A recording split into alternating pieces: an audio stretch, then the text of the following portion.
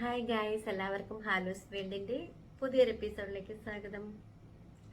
ഇന്ന് നമുക്ക് ജീവിതത്തിൽ വിജയം ഉണ്ടാവാൻ വേണ്ടി എന്തൊക്കെ കാര്യങ്ങളാണ് വേണ്ടതെന്ന് ഉള്ള കുറച്ച് കാര്യങ്ങൾ അത്രയൊക്കെ പറഞ്ഞു തരാനുള്ള വലിയ പ്രഗത്ഭയൊന്നും അല്ല ഞാൻ. എങ്കിലും എൻ്റെ അറിവിൽ നിന്നും എനിക്ക് തോന്നുന്ന കാര്യങ്ങൾ നമുക്ക് ജീവിതത്തിൽ നല്ല സക്സസ്ഫുൾ ആവാൻ വേണ്ടി ആദ്യം വേണ്ടത് ഒരു ലക്ഷ്യബോധം ഉണ്ടാവണം. എവിടേക്കാണ് നമ്മൾ സഞ്ചരിക്കുന്ന ഒരു ലക്ഷ്യബോധം ഉണ്ടാവണം. പിന്നെ നമുക്കൊരു സെൽഫ് റെസ്പെക്റ്റ് ഉണ്ടായിരിക്കണം. പിന്നെ നമുക്ക് നമ്മളെ കൊണ്ട് ചെയ്യാൻ പറ്റില്ല എന്ന് പലരും പറയുന്ന കാര്യം നമ്മളെ കൊണ്ട് ചെയ്യാൻ പറ്റും എന്നൊരു ആത്മവിശ്വാസം ഉണ്ടായിരിക്കണം. നമ്മൾ എല്ലാവരും പറഞ്ഞ പഴയ വഴികളിൽ കൂടി ഇങ്ങനെ സഞ്ചരിക്കാതെ പുതിയ വഴികളൊക്കെ കണ്ടെത്താൻ ശ്രമിക്കണം. പഴയ വഴികൾ സഞ്ചരിക്കുന്നത് എന്നും സേഫ് ആയിരിക്കും, പക്ഷെ പുതിയ വഴികൾ കണ്ടെത്തുമ്പോഴായിരിക്കും നിങ്ങൾ വിജയത്തിലേക്ക് എത്തുക. അത് തന്നെയാണ് നമുക്കൊരു ലക്ഷ്യബോധം ഉണ്ടാവണം എന്നുള്ളതും അതൊക്കെ തന്നെയാണ്. പിന്നെ സെൽഫ് റെസ്പെക്റ്റ്. നമ്മളുടെ വിജയത്തിന് വേണ്ടിയോ നമ്മുടെ ലക്ഷ്യങ്ങൾ സാധിക്കാൻ വേണ്ടിയോ ഒരു മനുഷ്യരുടെയും ഇടത്തേക്ക് നമ്മൾ താഴ്ന്നു കൊടുക്കരുത്. നമ്മളെ ആണ് ആദ്യം റെസ്പെക്ട് ചെയ്യേണ്ടത്. നമ്മൾ മറ്റുള്ളവരെ റെസ്പെക്ട് ചെയ്യണം. മറ്റുള്ളവരെ നമ്മൾ റെസ്പെക്ട് ചെയ്താൽ മാത്രമേ നമുക്ക് തിരിച്ച് റെസ്പെക്ട് അവരിൽ നിന്നും കിട്ടുകയുള്ളൂ.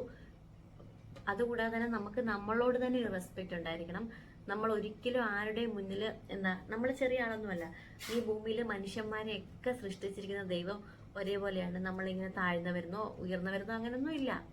നമ്മളാണെങ്കിൽ ഇപ്പൊ ഒരു ചെറിയ വീട്ടിൽ ഒരാൾ പഠിച്ച് നല്ല നിലയിലെത്തായാൾക്ക് വലിയ ഡോക്ടറും എഞ്ചിനീയറും കളക്ടറും ഒക്കെ ആവാം. അതൊക്കെ നമ്മുടെ ലക്ഷ്യബോധത്തിൽ പെടുന്ന കാര്യങ്ങളാണ്. പിന്നീട് എന്ന് വെച്ചാൽ നമ്മൾ പ്രയത്നിക്കുക, ആത്മാർത്ഥമായിട്ട് പ്രയത്നിക്കുക.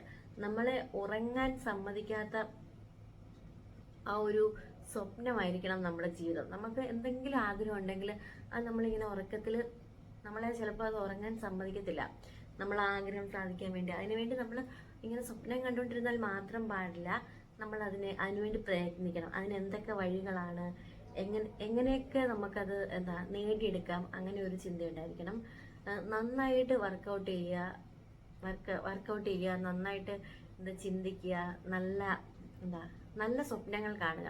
നല്ല സ്വപ്നങ്ങൾ കാണുക മാത്രമല്ല, ആ സ്വപ്നങ്ങളിലേക്ക് എത്തിച്ചേരാൻ വേണ്ടി പ്രയത്നിക്കണം.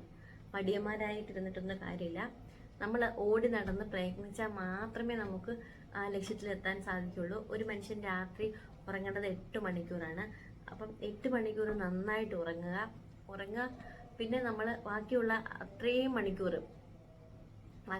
ബാക്കിയുള്ള മുഴുവൻ സമയവും നമുക്ക് വർക്ക് ചെയ്യാൻ വേണ്ടിയുള്ളതാണ്. നമുക്ക് ഭക്ഷണം കഴിക്കുക, നമ്മുടെ ലക്ഷ്യം എന്താണെന്ന് നമ്മൾ മനസ്സിൽ ഉറപ്പിക്കുക.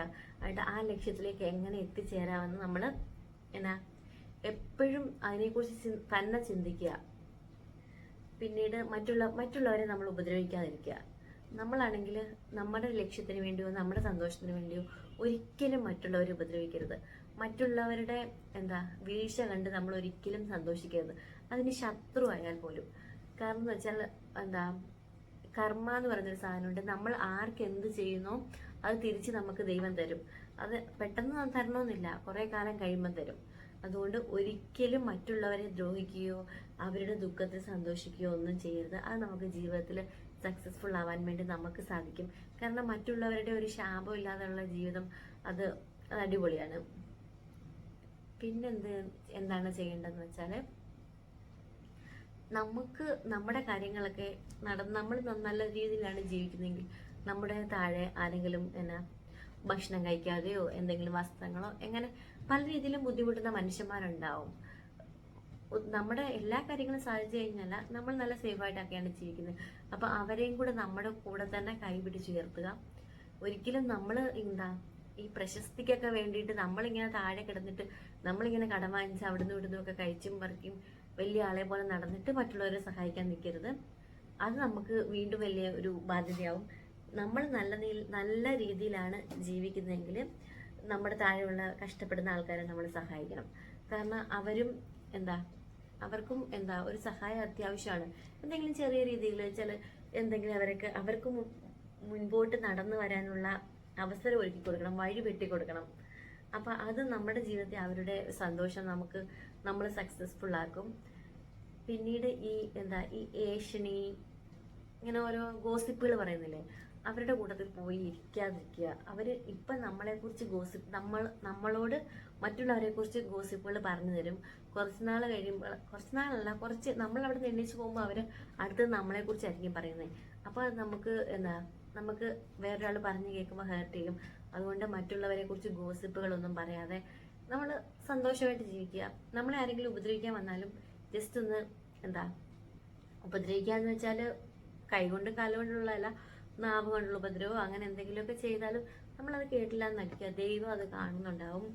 പിന്നെ എല്ലാവരോടും നല്ല സന്തോഷത്തോടെ, നമ്മുടെ മൂഡ് ചേഞ്ച് ചെയ്യുന്നതനുസരിച്ച് ആയിരിക്കരുത് മറ്റുള്ളവരോട് നമ്മൾ പെരുമാറേണ്ടത്. എല്ലാവരോടും നല്ല സന്തോഷത്തോടെ, ഒരു ചെറിയ പുഞ്ചിരി. നമ്മളിപ്പോൾ ഒരു ആൾക്കാരെ നോക്കി ഒരു ചിരിച്ചു കഴിഞ്ഞാൽ അപ്പോൾ അവർക്കൊരു സന്തോഷം ഉണ്ടാവും. അവർ അറിയാത്തൊരാളെയാണെങ്കിൽ ആദ്യം അവർ ചിന്തിക്കും ഇത് ആരാ, അങ്ങനെ അവരുടെ മനസ്സിലും ഒരു നമ്മളെക്കുറിച്ചൊരു ഇമ്പ്രഷൻ ഉണ്ടാവും. ജസ്റ്റ് ഒന്ന് ചിരിക്കുക എന്ന് പറഞ്ഞിട്ട് കരഞ്ഞ് വിളിച്ചു പോയിരിക്കുന്ന ആൾക്കാരുടെ അടുത്തൊക്കെ പോയി ചിരിച്ചു കാണിക്കരുത്. ഒരു പുഞ്ചിരി കൊണ്ട് എല്ലാവരെയും വരവേൽക്കുക, മറ്റുള്ളവരുടെ വിഷമത്തിൽ പങ്കുചേരുക, പിന്നെ മറ്റുള്ളവരെ സഹായിക്കുക, സ്വയം റെസ്പെക്റ്റ് കണ്ടെത്തുക. ഇങ്ങനെയുള്ള കാര്യങ്ങളാണ് നമ്മുടെ ജീവിതത്തിൽ നമുക്ക് സക്സസ്ഫുൾ ആവാൻ വേണ്ട കാര്യങ്ങൾ. എപ്പോഴും പ്രയത്നിച്ചുകൊണ്ടിരിക്കുക. ഒരു കാര്യത്തിൽ മാത്രം, ഒരു സേഫായ സ്ഥലത്ത് എപ്പോഴും ഇരിക്കരുത്. സേഫായിട്ടുള്ള സ്ഥലത്ത് നമ്മൾ എപ്പോഴും ഇരിക്കുകയാണെങ്കിൽ നമുക്ക് ലക്ഷ്യത്തിലേക്ക് എത്താൻ ഭയങ്കര പാടായിരിക്കും. നമ്മൾ സേഫിലിരുന്നാൽ അവിടെ നിന്ന് നമ്മൾ വളരുകയില്ല. ഒരു ബിസിനസ് ആയാലും ഒരു എന്ത് വഴിയായാലും നമ്മൾ ആ സേഫ് പോയിന്റ് വിട്ടിട്ട് പുറത്തേക്ക് വന്നാൽ മാത്രമേ നമുക്ക് ഉയർച്ചയിലെത്താൻ സാധിക്കുകയുള്ളൂ. നിങ്ങൾ ഇത്രയും നേരം എന്നെ സഹിച്ചതിന് താങ്ക് യു ഫോർ വാച്ചിങ്. ഇനി ഒരു അടിപൊളി വീഡിയോ ആയിട്ട് കണ്ടുമുട്ടാം. Bye bye.